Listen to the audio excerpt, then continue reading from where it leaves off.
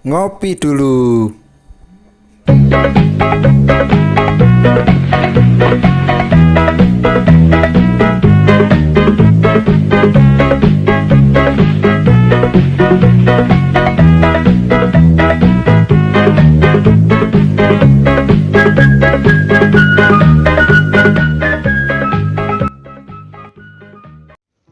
Halo, assalamualaikum warahmatullahi wabarakatuh. Berjumpa kembali ya dengan saya, si Bang Teksir lagi. Bagaimana kabar sobat-sobat Teksir? Mudah-mudahan selalu baik-baik saja ya. Oke, di konten kali ini kita akan belajar bersama-sama lagi ya sobat-sobat semua, untuk materi pemula tentunya.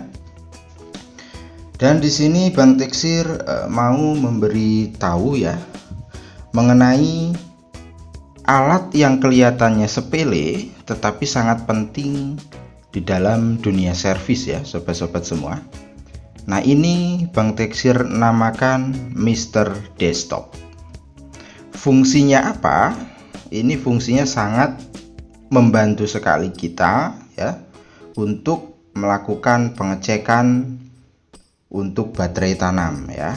Apakah baterai tanam itu masih ada isinya atau tidak, kita bisa melakukan pengetesan menggunakan alat ini.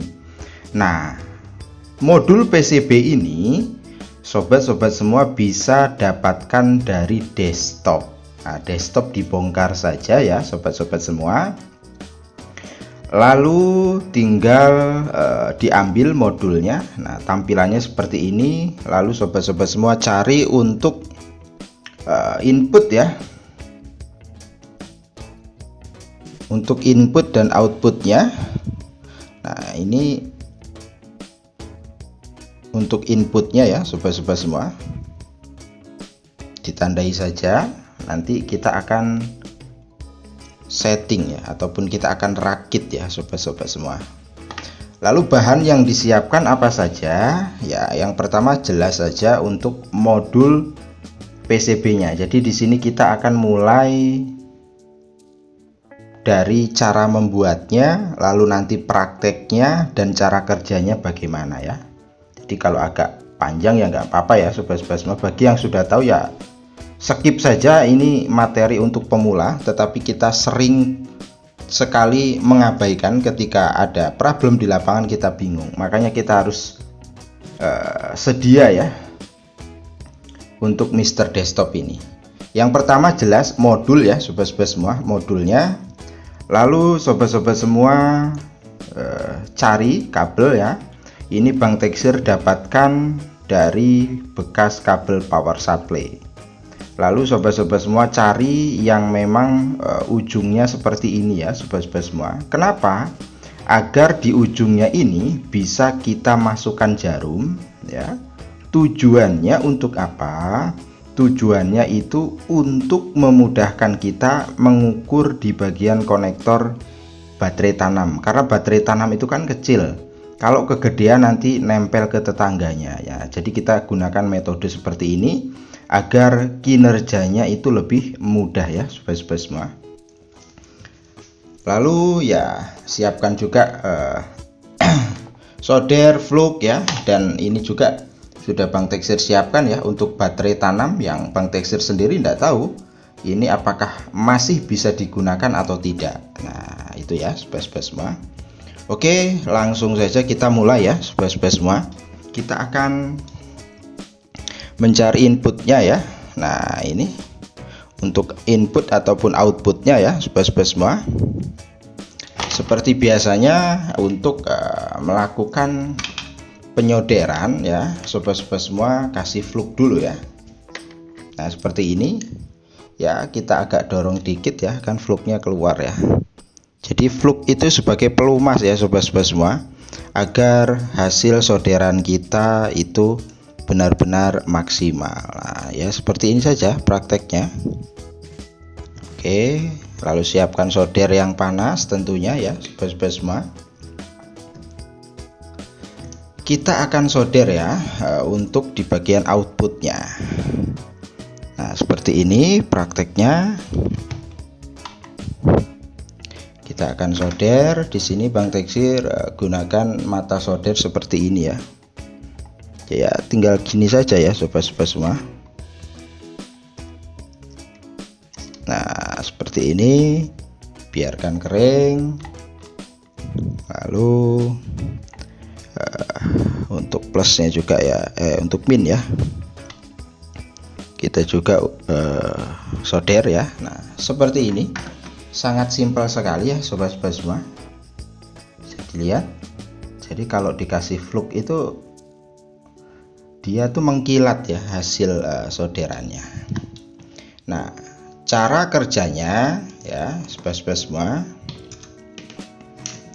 sebagai contoh, nah, ini kan ada baterai tanam. Jadi kasus di lapangan itu yang sering terjadi itu ketika kita menemukan kasus HP mati total, itu kadang belum tentu ke bagian IC-nya. Kadang baterai bermasalah saja, dicas nggak bisa. Nah gunanya alat ini, sebelum sobat-sobat semua melangkah lebih lanjut untuk penggantian eMMC cas ataupun kok eMMC cas IC cas ya, ataupun power ya, yang divonis power ataupun yang lainnya, itu silahkan dicek dulu baterainya.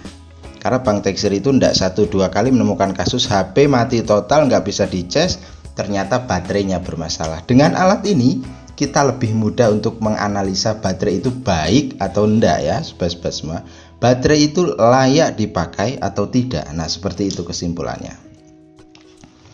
Oke, ini kita akan mulai ya sobat-sobat semua untuk melakukan pengecekan. Untuk pengguna multitester digital, silahkan setel saja di 20 ya sobat-sobat semua. Kita akan cek dulu baterainya, apakah baterainya ini masih layak digunakan atau tidak, kan seperti itu ya. Masih ingat ya materi Bang Teksir, cara kerja baterai itu tegangannya yang memang harus dimiliki oleh baterai tersebut itu 3,7 sampai 4 volt. Itu yang perlu sobat-sobat semua ketahui ya. Kita langsung saja diukur. Nah itu bisa dilihat 3,8 ya sampai 4,2 volt. Berarti kesehatan dari baterai tanam ini masih amazing. Nah jika sobat-sobat semua melakukan pengecekan baterai tanam kok nilainya seperti ini, ada min 0,38, berarti jalur yang sobat-sobat semua tentukan itu salah. Berarti jalur kutub positifnya itu ada di sebelah kanan, bukan di sebelah kiri ya sobat-sobat semua.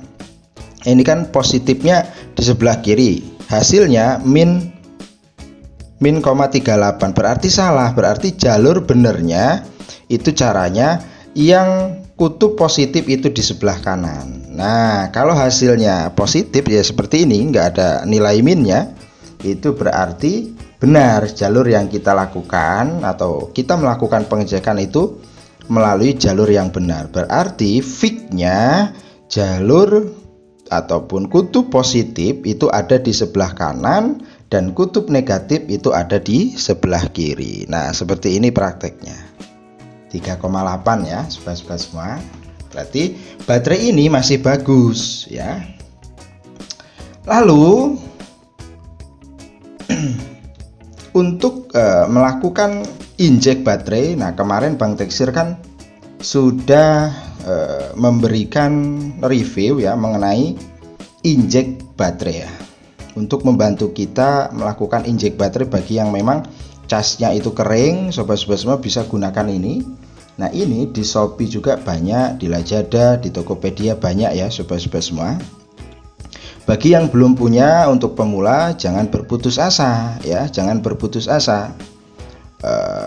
Bisa melakukan jumper ya sobat-sobat semua. Nah untuk pinnya, untuk baterai ini itu ada di pin 6. Nah seperti ini. Kalau lampunya sudah nyala berarti antara baterai dan alat injek ini sudah tersinkron dengan baik. Tinggal kita colokkan saja ya sobat-sobat semua ke USB Smart Charging. Biar apa? Ya biar pengisiannya cepat. Nah, jika dia ngisi ya ataupun melakukan cas dengan baik, maka di injek baterai ini itu akan lampunya akan nyala menjadi biru ya, seperti ini ya tampilannya. Tapi jika sobat-sobat semua lakukan injek kok tidak nyala merah ataupun biru saat dicolok ke USB Smart ya ataupun charger, itu berarti ada masalah di baterainya. Makanya Bang Teksir tadi melakukan pengecekan sebelum melakukan injek. Itu lakukan dulu pengecekan baterai ini masih layak dipakai enggak. Kalau keluar tegangan 3,8 sampai 4,2 volt, itu berarti baterai baik-baik saja dan masih sehat. Nah seperti itu kesimpulannya ya sobat-sobat semua. Nah ini Bang Teksir lakukan pengecekan dulu ya sobat-sobat semua. Lalu kita nanti akan mengetes cara kerja Mr. Desktop ini seperti apa ya, membantu kita di lapangan. Nah ini kita diamkan saja ya, kurang lebihnya kalau nembak baterai itu ya, kalau pakai alat USB charger itu 10 menit saja sudah aman ya sobat-sobat semua, sudah aman. Oke, ini kita biarkan saja dan kita tinggal sambil ngopi ya. Baiklah sobat-sobat semua, ini Bang Teksir biarkan ya, kurang lebihnya itu ya 15 menit ya, rokok habis 1 batang. Nah kita cabut saja. Setelah kita cabut dari USB Smart, lalu sobat-sobat semua cabut juga untuk fleksibelnya. Nah sekarang kita mulai melakukan pengecekan. Nah fungsinya Mr. Desktop ini itu untuk membantu kita berapa persen sih tegangan yang dihasilkan baterai ataupun casnya itu udah ada berapa di dalam baterai ya. Nah kalau menggunakan ujung yang lincip seperti ini ya modelnya, itu kita mudah ya sobat-sobat semua. Sobat-sobat semua fokus ya di LCD nya ya. Nah itu bisa dilihat ya sobat-sobat semua, nyala ya. Itu tandanya nah, seperti ini.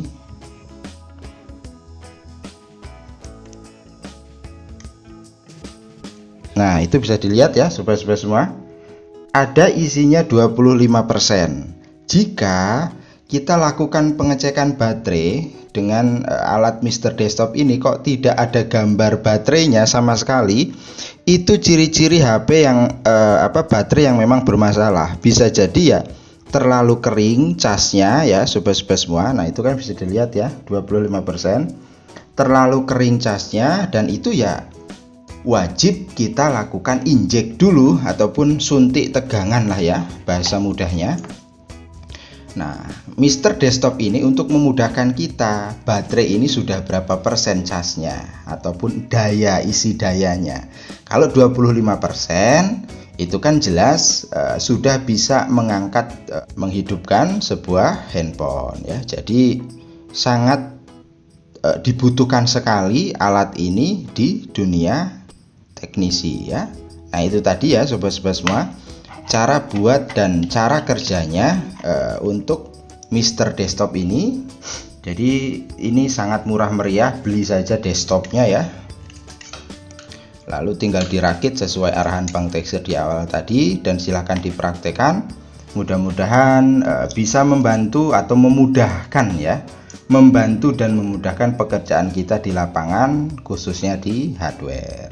Mungkin itu saja untuk jumpa konten pada kali ini. Mudah-mudahan ada manfaatnya. Kurang dan lebihnya Bang Teksir mohon maaf. Sampai berjumpa lagi di konten berikutnya. Assalamualaikum warahmatullahi wabarakatuh.